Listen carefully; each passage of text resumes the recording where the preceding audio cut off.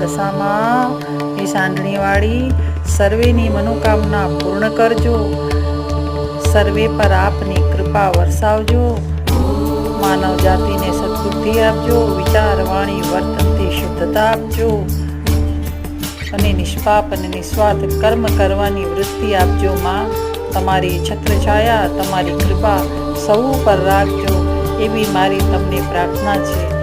બોલો દશા માતની જય.